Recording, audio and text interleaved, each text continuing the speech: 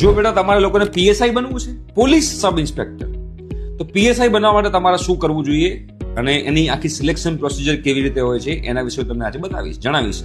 એટલે આ વિડીયો તમે સેવ જરૂરથી કરજો જો તમારે પીએસઆઈ બનવાની ઈચ્છા હોય, અને તમારા મિત્રોને શેર જરૂરથી કરજો.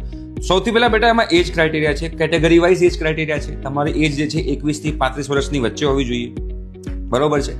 પછી સૌથી પહેલા તમારો ફિઝિકલ ટેસ્ટ લેવાય છે. ફિઝિકલ ટેસ્ટની અંદર તમારે 5 કિલોમીટરનું રનિંગ કરવાનું હોય છે. આ 5 કિલોમીટરનું રનિંગ જે છે બેટા એ તમારે લોકોએ જે કરવાનું હોય છે. બોયઝ માટે અલગ ક્રાઇટેરિયા છે કેટલા ટાઈમમાં પૂરું કરવું, અને ગર્લ્સ માટે અલગ ક્રાઇટેરિયા છે કેટલા ટાઈમમાં પૂરું કરવું. તમે જ્યારે બેટા ફિઝિકલ ટેસ્ટ ક્લિયર કરો એના પછી તમારી મેઇન એક્ઝામ શરૂ થાય છે.